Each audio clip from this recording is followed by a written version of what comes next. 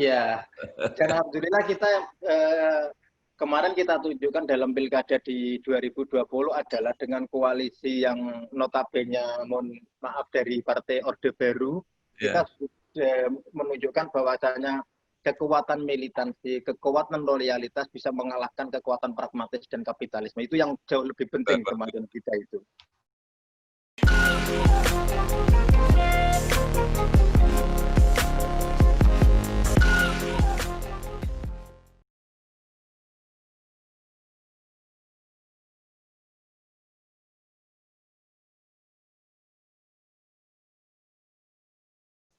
Assalamualaikum warahmatullahi wabarakatuh. Bersama saya Bambang Sadrono di channel Inspirasi Jawa Tengah. Mudah-mudahan channel ini bisa memberi inspirasi, motivasi, edukasi, informasi. Syukur kalau bisa sampai memberi solusi. Saya sudah bersama dengan Zainul Umam atau yang biasa dipanggil dengan Gus Umam. Sekarang menjadi PLT Ketua DPC PPP Rembang. Ya. Partai Persatuan Pembangunan Kabupaten Rembang. Apa kabar, Gus? Alhamdulillah baik, Pak Sadrono. Gimana Pak Sadrono kabarnya dengan keluarga? Baik, cuma nggak berani keluar rumah, maka ini wawancaranya pakai Zoom jarak jauh ini. Siap. Gus, pertama tentu sebagai pimpinan Partai Persatuan Pembangunan Rembang, saya ingin mengucapkan selamat kepada dengan seluruh koalisinya, artinya calon yang diusung oleh P3 dan koalisinya terpilih menjadi Bupati dan Wakil Bupati, yaitu Pak Abdul Hafiz dengan Pak Gus Muhammad Hanis. Okay. Saya melihat memang potensinya P3 ini sangat besar ya. Nah, cuma pertanyaan saya, ada nggak dampaknya nanti di Rembang itu setelah ditinggalkan oleh Mbah Mun? Ya, pastinya akan berdampak pasca peninggalan Mbah Mun. Kebetulan simbol-simbol partai yang ada di kabupaten banyak yang kapundhut. Di situ ada Mbah Maimun, ada almarhum Gus Adib selaku Ketua MPC Majelis Pertimbangan Cabang P3 Kabupaten Rembang, disusul oleh Ketua DPC P3 Rembang Gus Kamil, sekaligus Ketua DPRD Kabupaten Rembang, masih disusul Ketua Majelis Syariah Kiai Haji Khairul Maali. Memang ini adalah ujian bagi kami P3 Rembang pasca kabudutnya beliau-beliau, tapi apapun itu kita selaku kader, selaku penerus beliau-beliau, kita harus tetap optimis, semangat untuk menjaga eksistensi partai ini, untuk meneruskan perjuangan-perjuangan beliau, bagaimana P3 di Indonesia khususnya Rembang harus tetap menjadi pemenang yang selama ini Rembang terkenal yang menjadi pemenang adalah P3. Gus Umam, kira-kira beberapa bulan, mungkin sebulan atau lebih sedikit sebelum Gus Kamil meninggal, saya wawancara kayak begini. Artinya saya wawancara beliau, saya juga kaget juga tiba-tiba beliau dengan mendadak. Nah, karena itu maka saya melihat pilihan koalisi P3 ini cukup cerdik juga, gitu loh. Ketika berpasangan dengan PKB, ini kan sama-sama sumber yang kuat di Rembang.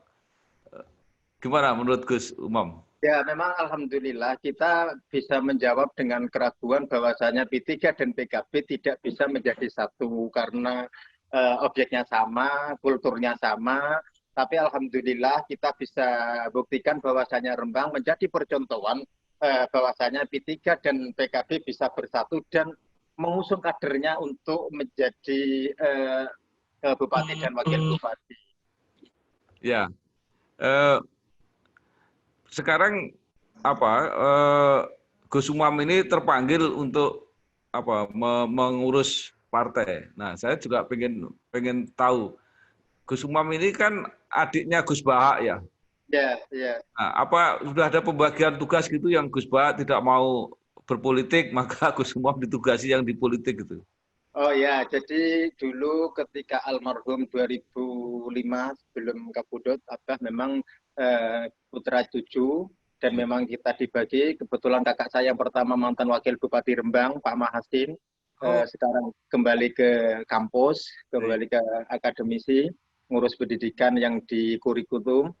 Dan kakak saya yang nomor dua barusan 2 tahun yang lalu Kabundut, yang bagian Rialto juga khusus pada mengajar di pesantren sama kayak Gus Baha dan kami karena mungkin bahasa orang Jawa nggak potongan kiai dah untuk ikut di politik dan untuk meneruskan perjuangan guru-guru kami ya tadi ada Mbah Mun, ada Gus Kamel, ada Gus Adib, almarhum bapak saya juga dulu aktif di politik.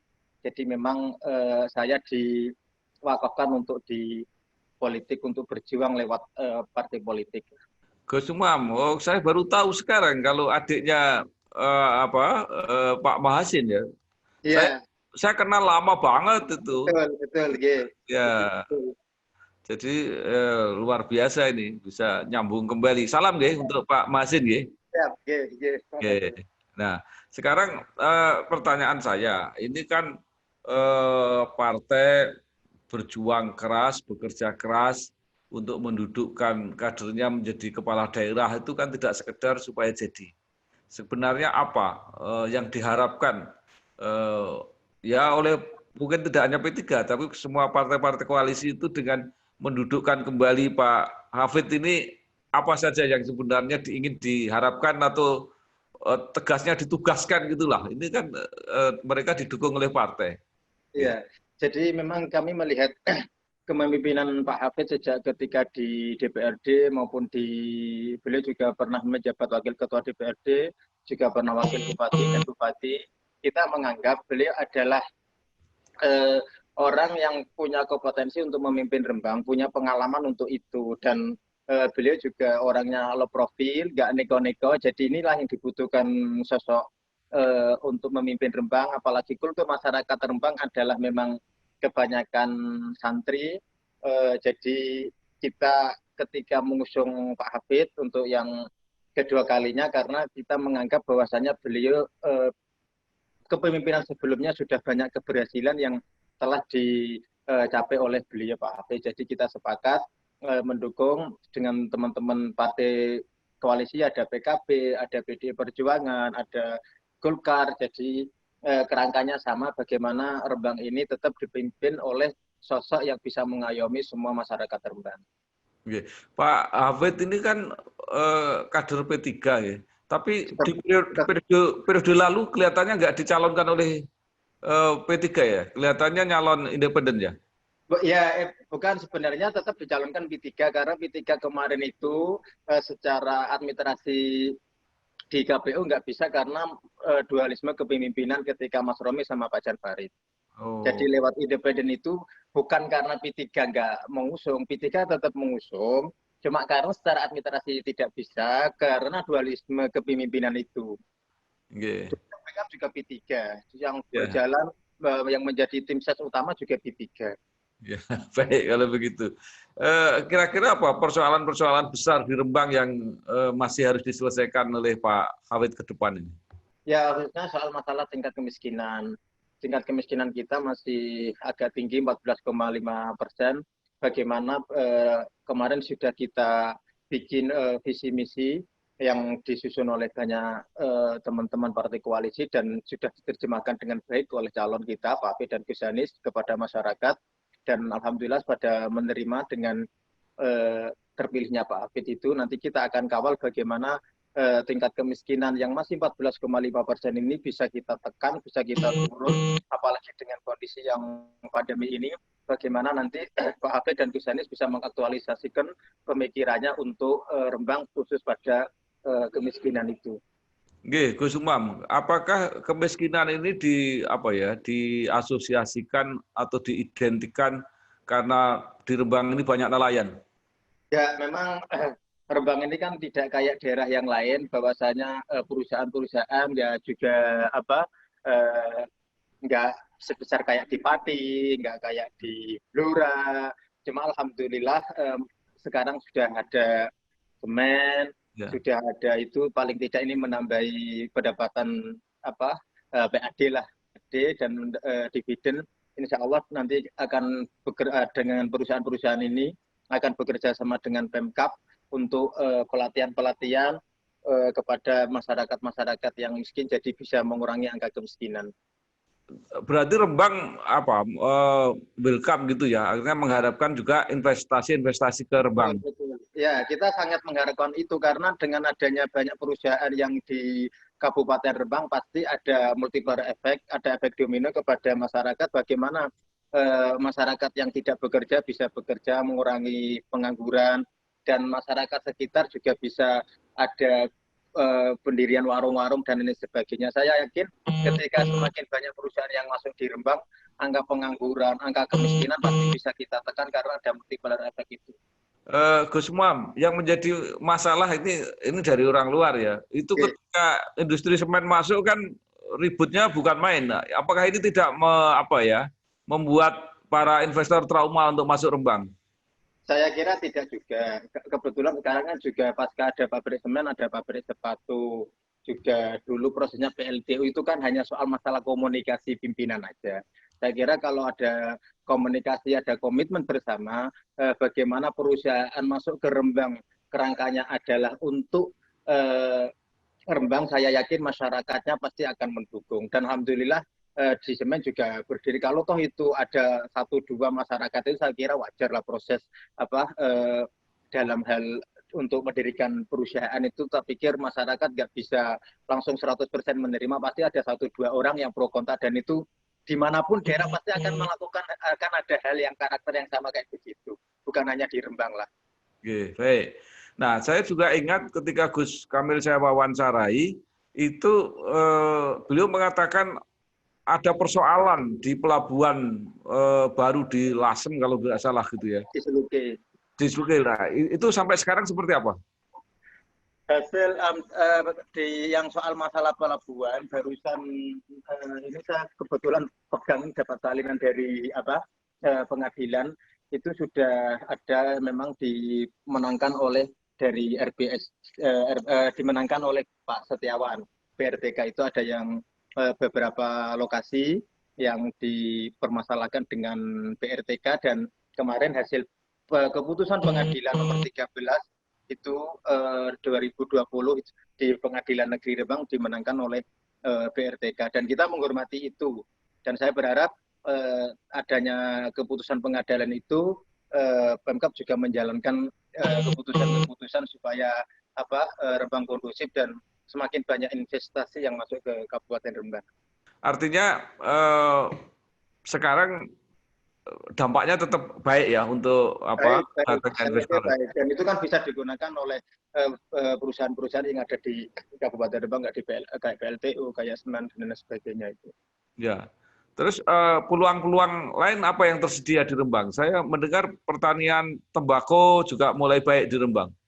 Ya sebenarnya Rembang itu sumber daya alamnya luar biasa. Ada tambang, di situ ada kalsit, ada andesit, ada banyak potensi-potensi yang ada di Kabupaten Rembang sebenarnya. Cuma yang jadi persoalan ini kan juga peraturan-peraturan yang di pusat juga berubah-ubah. Dulu Undang-Undang 23 2014 izin tambang diambil alih provinsi. Sekarang dengan adanya Undang-Undang 3 2020 sekarang pusat. Ini kan juga menjadi persoalan bagaimana sesuai undang-undang harus 5 hektar. Ini kesulitan karena dalam 5 hektar tambang ini harus menjadi satu kawasan tambang untuk WIUP rapat BKPRD. Nah, nanti setelah itu IUP-nya izin untuk produksinya walaupun diambil 1 atau 2 hektar ini kan juga keberatan karena nggak mungkin lokasi 5 hektar itu menjadi satu kawasan tambang. Ini memang jadi persoalan tersendiri. Saya berharap dengan adanya Undang-Undang 3 2020 yang diambil alih pusat izin sekarang yang belum ada PP-nya, belum ada perpresnya, supaya ada tidak lanjut biar penambang-penambang yang ada di Kabupaten Rembang bisa legal, tidak ilegal, dan bisa membawa dampak masyarakat bisa bekerja kembali. Ini kalau sampai tidak belum yang punya izin, nanti juga ini akan menjadi persoalan. Satu, penambang tidak bisa mengerjakan itu dan akan bawa imbas kepada masyarakat yang tidak bisa bekerja, yang asalnya ikut di perusahaan tersebut karena takut ada operasi dengan teman-teman kepolisian dan ini sebagainya itu. Itu undang-undang tentang apa? Bukan undang-undang Cipta Kerja ya? Bukan, undang-undang soal masalah pertambangan. Undang-undang 3 2020 yang disahkan bulan Juni, kalau nggak Juli kemarin tanggal 20 gitu.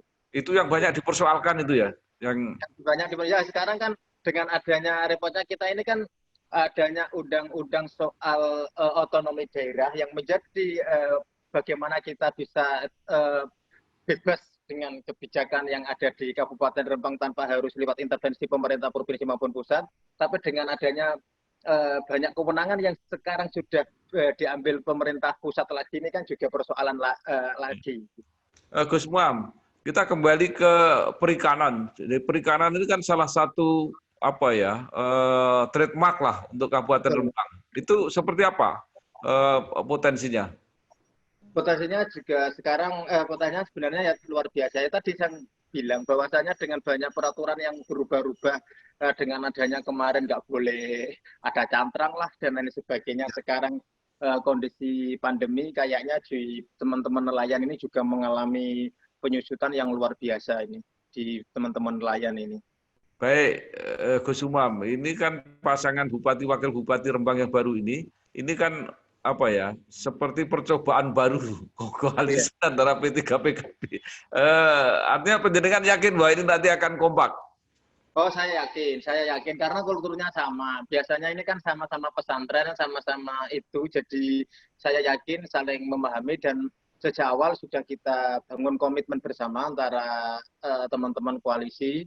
Sudah kita bagi tugas masing-masing, kewenangan masing-masing. Walaupun undang-undang mengamankan bahwasanya itu adalah bagian yang menjadi tanggung jawab adalah bupati, tapi kita bagi tugas lah kira-kira begitu. Nanti untuk ini Pak Bupati, kalau yang ini untuk Pak Wakil, dan insya Allah tidak akan terjadi yang seperti dulu-dulu, kira-kira gitu. Iya, ini model ini luar biasa. Kalau bisa jadi koalisi permanen secara nasional itu hebat sekali kira-kira. Ya, dan alhamdulillah kita kemarin kita tunjukkan dalam pilkada di 2020 adalah dengan koalisi yang notabene, mohon maaf, dari Partai Orde Baru, kita sudah menunjukkan bahwasanya kekuatan militansi, kekuatan loyalitas bisa mengalahkan kekuatan pragmatis dan kapitalisme. Itu yang jauh lebih penting kemarin kita itu. Iya, Gus Umam, ini pertanyaan terakhir. Panjenengan sendiri tidak aktif di legislatif, tidak juga nyalon di eksekutif, sekarang memimpin partai. Apakah ini model juga atau insidental karena belum gitu? Jadi saya pernah jadi di DPR 2014-2019. Kemarin pas juga mau ikut kompetisi nyalon wakil bupati, jujur aja kemarin. Ya karena terbentur kendaraan, jadi ya itu dinamika lah, bagi saya dinamika berdemokrasi. Dan ketika beliau kapudut, Gus Kamil, wasiatnya salah satu adalah bahwasanya ingin saya meneruskan di DPC, ketua, ya sudah saya ikut. Dan karena di Pak Hafid sudah Prekompi 3 selaku beliau sekretaris DPC P3 yang mendapatkan rekom, kami menghormati dan kami tegak lurus, patuh dengan perintah partai. Kebetulan kemarin saya juga menjadi ketua tim ses Kabupaten Hafid Henif. Ya, saya kira politik ini kan cuma soal giliran aja. Iya, dinamis lah. Dan momentum. Kalau momentumnya tepat ya ada yang tidak mungkin. Baik, sekali lagi terima kasih Gus Umam, Bapak Zainul Umam, PLT Ketua DPC PPP. Mudah-mudahan perjuangannya mengantarkan pimpinan daerah membawa berkah ke depan untuk Rembang yang lebih baik. Matur nuwun. Wassalamualaikum warahmatullahi wabarakatuh. Waalaikumsalam warahmatullahi wabarakatuh.